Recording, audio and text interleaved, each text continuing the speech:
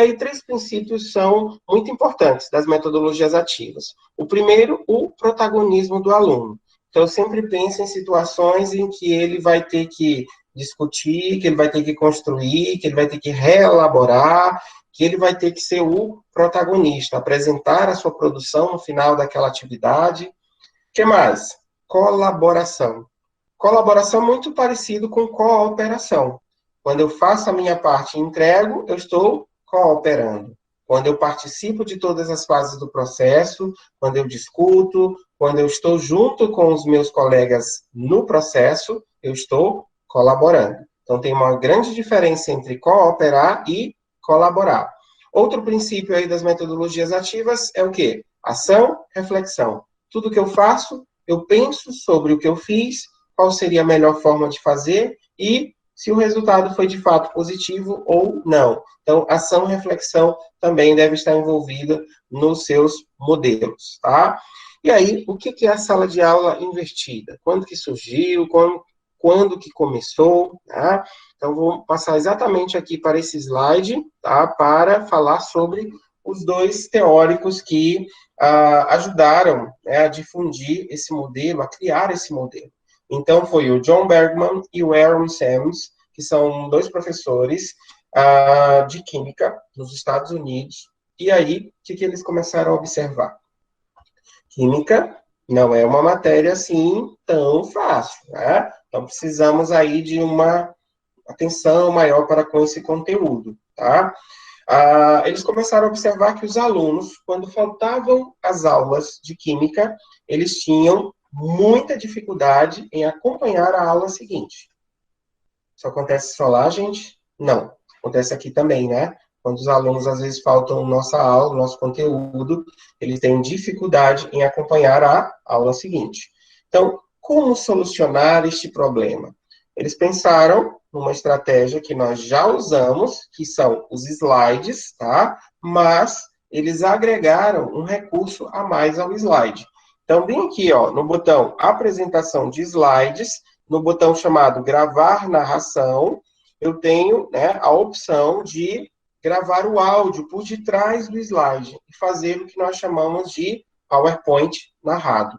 Então, se eu tiver um slide no meu computador, abrir ele no PowerPoint, depois procurar essa guia aqui, ó, apresentação de slides, e depois clicar nesse botãozinho chamado gravar narração, ele me leva para o primeiro slide, e aí, ó, eu vou pressionar o botão OK. Eu vou começar a narração. Tudo que eu disser, a partir daquele momento em que eu apertei o botão, ele vai captar e vai gravar e vai anexar a cada um dos slides. Então, tudo que eu falei no primeiro slide vai ficar no arquivo no primeiro slide. Tudo que eu falar no segundo slide vai ficar no arquivo no segundo slide.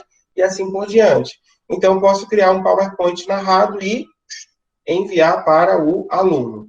Se eu quiser, o que eu posso fazer também? Eu posso, no momento de salvar esse documento agora, com esse áudio de fundo, eu posso transformar esse PowerPoint num vídeo. Posso. Como que eu posso fazer isso? Quando eu vou lá em arquivo, salvar, né? E aí abre aquela janela para eu escrever o nome do arquivo. Depois que eu escrevi o nome do arquivo, embaixo tem a extensão do documento. Se eu não apertar no botão, ele vai salvar como uma apresentação do PowerPoint. Mas se eu apertar logo embaixo, abre uma cortina de opções, e aí lá vai ter a opção chamada MP4. Ou seja, para eu transformar essa apresentação num vídeo. Mas só vai aparecer essa extensão se eu estiver utilizando a versão paga do Office. Ou seja, se você todo ano compra aquela licença, ou de 3 em 3 anos compra aquela licença do Office para utilizar, vai ter essa extensão no seu PowerPoint. Mas se você conseguiu essa sua cópia do PowerPoint com, né, alguém que tem um CD, que vem um seu que pirata, aí não vai ter essa extensão, tá? Só funciona na versão paga, né, na licença original do sistema, tá bom? Caso contrário, não. Então, fazendo essa gravação, eles começaram a observar que os alunos baixavam, acompanhavam a aula e não tinham dificuldade em acompanhar a aula subsequente. Com o passar do tempo, até mesmo os alunos que frequentavam a disciplina começaram também a baixar com antecedência o material e estudar. Né? E aí, durante a aula, qual era o comportamento desses alunos? Eles começaram a dizer assim: ah, isso daí eu já estudei em casa. Ah, isso eu já aprendi. Eu vou ficar aqui no meu celular, porque eu já aprendi isso. Né? Então, esse tipo de comportamento gerou neles uma preocupação. Bom, estamos aqui trabalhando com o conteúdo na sala de aula e os alunos não estão prestando atenção. Se eles já estudaram em casa e já aprenderam, que tal otimizar o tempo de sala de aula com atividades mais práticas? E assim surgiu o modelo invertido. Eles começaram a sempre gravar os materiais, mandar para os alunos e, no momento de sala de aula, otimizar com o quê? Com atividades práticas, construção de produtos, aulas laboratoriais, jogos, debates, dinâmicas e dessa forma, a aula ficou muito mais interessante, os alunos tiveram melhores resultados. Então, comparando os resultados dessa turma invertida com uma turma tradicional, olha, os resultados foram superiores, tá? Então, por que recebe esse nome, professor, de sala de aula invertida?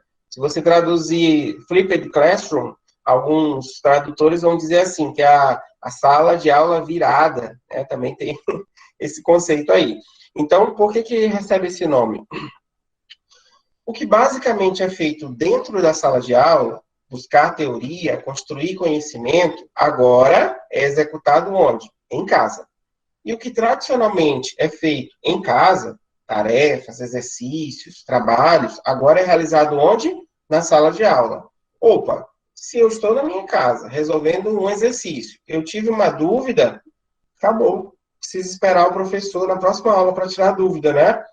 Mas se eu faço o trabalho na sala de aula, o meu professor está ali do lado, para que possa me esclarecer a dúvida e eu possa avançar com essa aprendizagem, com esse conhecimento. Então, por isso, recebeu esse nome de invertido, porque inverte-se o processo, tá? Bom, é um modelo novo? Não, gente. Desde a década de 90. E aquele botãozinho ali no PowerPoint também tem desde a década de 90. Porque eu lembro que eu fiz o curso do Office. Nossa, como eu sou velho, né? Fiz o curso do Office em 96. E lá já tinha esse botão de gravar a narração, tá? Então, ele é bem do antigo. Só que em 2007, esse modelo se entendeu, se popularizou, né, através desses dois pesquisadores, com essa historinha aí que eu já contei para vocês, tá? Então, esse modelo, ele também foi bem sucedido na universidade. Em 2012, a Universidade de Stanford, nos Estados Unidos, aplicou aí no curso de medicina. E em muitas universidades norte-americanas, assim como na Europa, as atividades e aulas teóricas, elas não são obrigatórias de frequência, ou seja, o aluno, ele só deve realmente estar presente, responder a chamada em aulas práticas, ou então em testes, tá?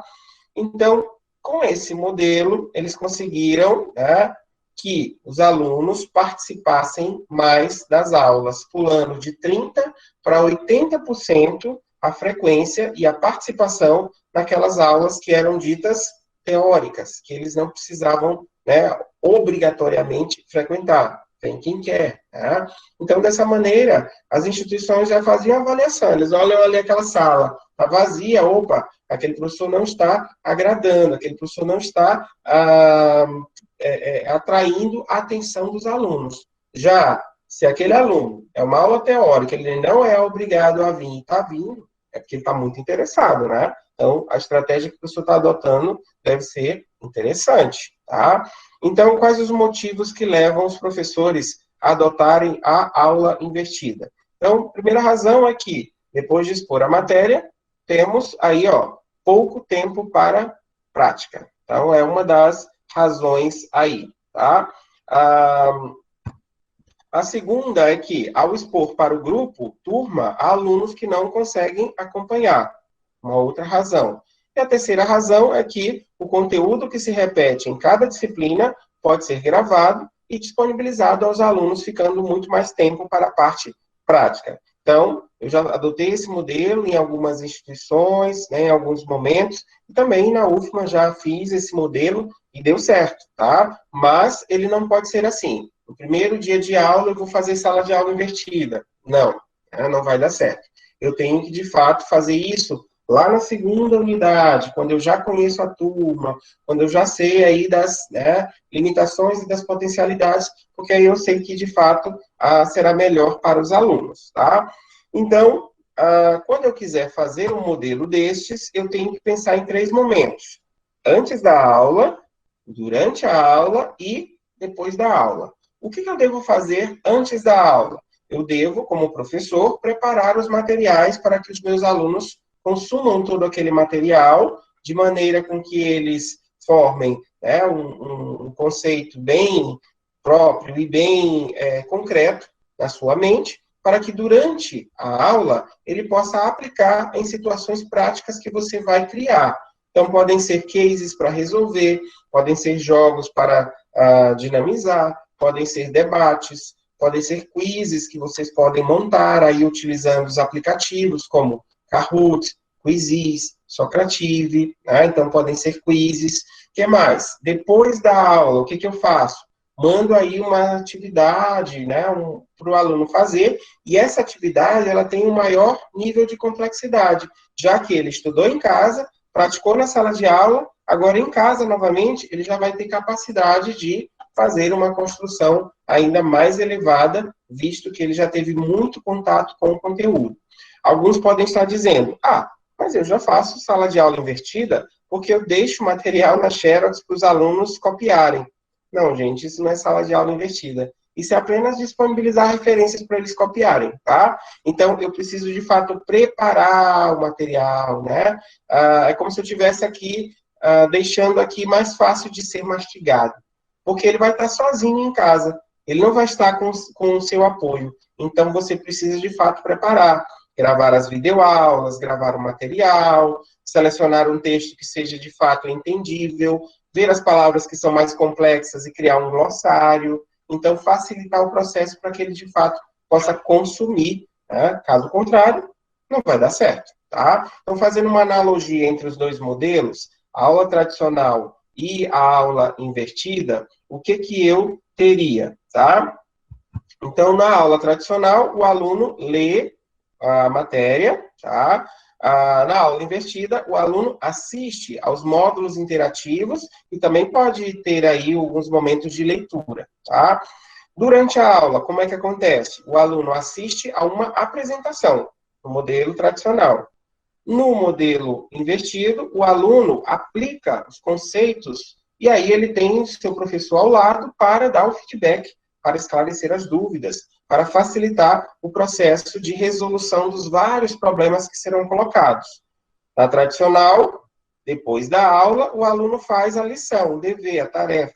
E depois da aula, na invertida, o aluno verifica seu aprendizado e ainda amplia seu conhecimento com tarefas ainda mais complexas.